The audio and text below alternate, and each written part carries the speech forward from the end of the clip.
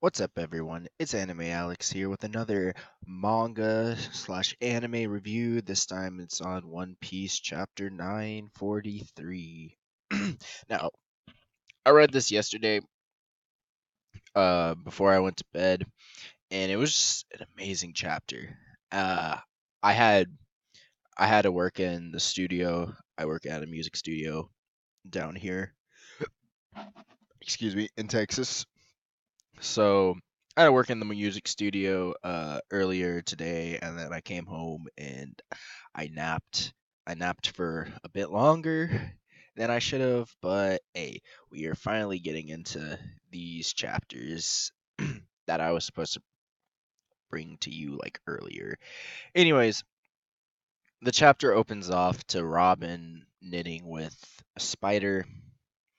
There was really nothing much to the little cover page. So moving on from that, page 3 has us back in the past where Lord Yasui was younger.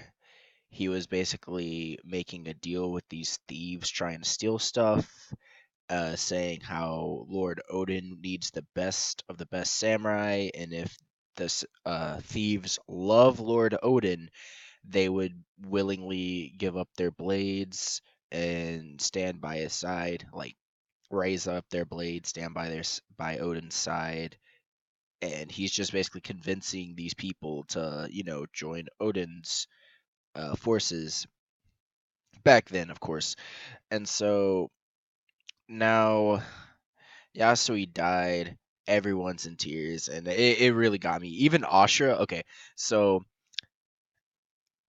on the bottom, like on the bottom panel, of course, you see Kinemon and Kanjuro like cry their eyes out. Of course, you see Raizo cry his eyes out. Duke Darkstorm, uh, Inuarashi, tears are rolling down his face for such a like stern character. Tears are rolling down his face. Ashura Doji, even though I don't see any tears, he has a very sad and grim expression. Like you can tell, like this man respected the hell out of Lord Yasui, and this might just push him overboard to joining Kinemon and uh, Inura, like just the alliance, so he can get revenge for Lord Yasui. And then we even see a panel of Kawamatsu in his prison with his eyes all watering. Still don't know what he looks like, but we can only confirm that he's a Kappa through uh, Komura Sasaki. Anyways, so page 5, we show all the crowd in the flower capital. Basically, all the Bisu people are laughing and crying, and they don't want to, like, they don't want to leave Yasu's side. You see Toku get to the gate and see her dead father, and she's crying and still laughing and is trying to basically see him. And we see that Komurasaki is telling Zoro how the people of Ebisu Town can't actually express any sadness through their face. Zoro is looking on like he's kind of confused. He thinks the artificial devil fruits were just a synthetic devil fruit, like most of us. He was kind of like the voice of the people or the voice of the reader, thinking that the artificial devil fruits are just that artificial devil fruits. And so,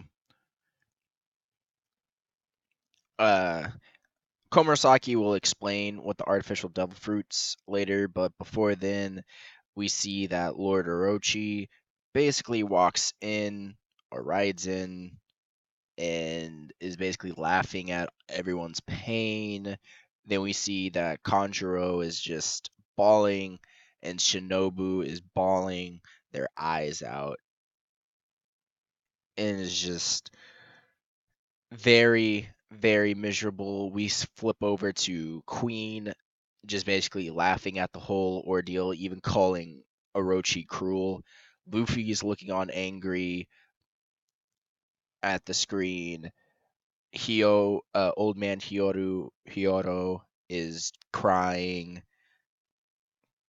And after that page, we flip over to Onigashima, or yeah, Onigashima, and we see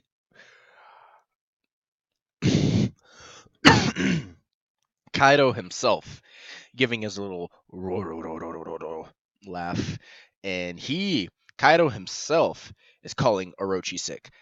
You know you are a twisted individual when one of the four Yonko are not just one of the four Yonko, Kaido himself, which is probably one of the craziest Yonko, calling him sick, calling him twisted, calling him demented, whatever terminology you want to use. Kaido is calling Orochi like just twisted for this. Back in Kuri Bakura Town, we see that Inurashi, Kinemon, and Ashura Doji are just standing side by side, and Ashura asks Inurashi and Kinemon if they know the story behind the artificial devil fruits. And so while Ashura is telling them the story behind the artificial devil fruits, Shinobu is telling the group of Usopp, Robin, Sanji, and Frankie and Kanjuro the story of the artificial devil fruits.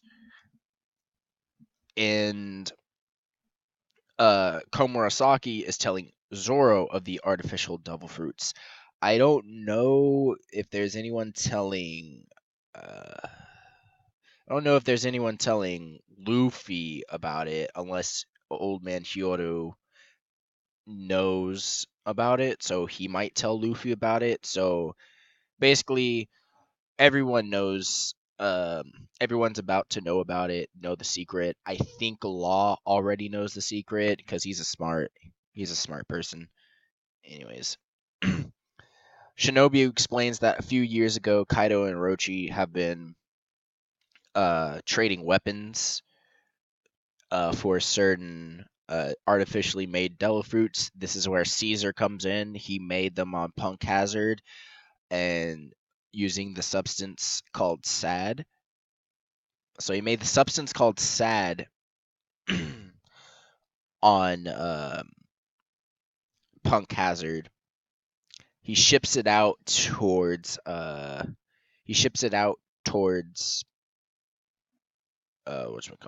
Dressrosa, where he's in an alliance with Doflamingo. Doflamingo produces uh, smile fruits underneath his kingdom through the Smile Factory, and then he sells them. He sells them on the black market because he's a broker, but he mainly sells them to Kaido since Kaido is the only person shown with artificial devil fruits in his crew. So that's kind of how the chain of things work. But yes. Anyways, so she explained that even though Kaido is trying to create the most fearsome pirate crew in the world by having everyone just devil fruit, having an artificial devil fruit in his large and expanding crew, what ends up happening is the smiles can only artificially strengthen 10% of those who eat it. So 1 out of 10 people will get the powers, even though they're jank ass powers because they only transform like a, a, a portion of your body instead of like you fully transforming. Uh, an example or an exception to this rule would be Momonosuke, but Momonosuke doesn't turn into like a really huge dragon. He turns to this really small, wimpy dragon. So there was a flaw with his devil fruit. We only know that the artificial devil fruits, like with Shinobu saying that turns them into feral beasts, we can basically inference that all artificial devil fruits are Zoan types due to that text. Anyways, so the adverse effect, so even though 1 out of 10 people will get the powers, the adverse effect to the other 9 people, due to the drug SAD, produced by Caesar the Clown, basically makes people smile and lose all sense of rage and emotion and like sadness, and basically they only smile and laugh. So Shinobu breaks down the 3 tiers, you could say, to Kaido's like underlings. There's the waiters, who are basically people who are waiting to receive a devil fruit, who are waiting to like just to receive any fruit. They haven't eaten it, and they're just hoping that they can. The Those are the waiters. I think that's a new like class we just learned this chapter, because we've only known pleasures, gifters, headliners, and all stars, first known to us by which were first known to us as disasters, but the manga says that the rank is called all stars. And then you have the viceroy, yeah. Then you have the viceroy, which is the other word for the captain, which is Kaido himself. And so that's how Kaido is structured. But there's waiters, which I think waiters and pleasures are all on the kind of their same tier. I thought gifters were supposed to be like the special forces where they got devil fruits, which that's what gifters are, the lucky 10% who obtained the devil fruits, the devil fruit powers from the smiles. And then the pleasures are the people who weren't lucky and they can only smile now. So I I don't know if waiters are lower on the totem pole than pleasures or on the same place, but the way Shinobu was basically looping them in, it feels like the main infantry forces are split between 3 groups, which are gifters, pleasures, and waiters. Waiters are obviously ones who haven't eaten the smile fruits. Pleasures are people who didn't get the powers from the smile fruits, and gifters are the people who did get the powers from the smile fruits. And then she just kind of leaves out like the upper echelon of people in ranks, as in the headliners, which are like kind of these mayors, vice commanders, you might say. And even within the headliner category, uh these are basically kind of like the little leaders of like groups, like sub leaders, you could say. But even in the category of headliners, there's an elite squadron called the Flying Six, where X Drake and Page One are a part of. And so those people, I don't know where they fall on the totem pole, probably higher up than most other headliners, because Hawkins appears to have to talk to X Drake in some form of respect, as we've seen back when they were trying to find Sanji, and he was hiding in the little bathhouse. So I think underneath All Stars like Queen, King, and Jack, I think Flying Six kind of falls under that like actual vice admiral, or not vice admiral, like vice commander role, kind of like Oven and Daifuku, people who are like really strong, but they're not considered commanders. That's just my take on it. Anyways, and so the smiles were basically named after Caesar, Doflamingo, and Kaido, the people who basically smile at their misfortune. It's pretty dark. This is a very dark chapter, but it was really great. Anyways, so everyone Shinobu then tells the story where Orochi hatched the plan to have all the duds, all the failed duds, which I don't understand how he knows that they're failed duds. Or I guess oh, okay, so in this panel it shows that they've been taken, like they have been before. So theoretically, you can bite can you bite the same artificial devil fruit with the powers? That's a huge question. And then just like duplicate that power. I guess only one person. It follows like normal devil fruit rules where only the first person who bites into it and eats the flesh gets that power. So mm, who knows? Anyways, so he took all the duds, put them in bags and carted in, like just hid them with the leftovers for Ebisu Town, since he was tired of their complaining and mourning of their like dead families. Basically, he puts them in there so people can be smiling and not complaining anymore. And so before then, everyone who obviously was consumed by hunger had to eat these fruits just to survive, and they basically became they were just they basically became the people of Ebisu Town, the city that never frowns. That's how it came to be. We see Komurasaki just cry, and then in this panel, we see Zoro's veins just pop out. Like Zoro is mad. Like this man is about to like murder Orochi in cold blood. We see that Toko managed to slip through the gate and reach her father, and she's trying to apply toad oil to him.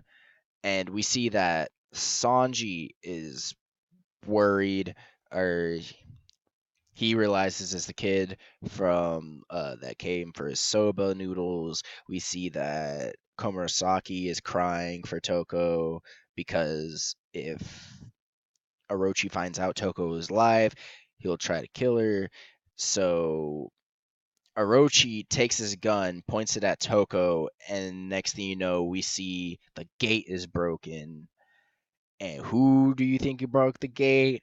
It's the boys, Sangoro and Zorojoro. So Zoro and Sanji, after 6 long years from being away from each other, finally come just fight side by side. It has been since Dressrosa, and Dressrosa has started since 2013, and then the whole crew split off from that arc, and like towards the middle of that arc.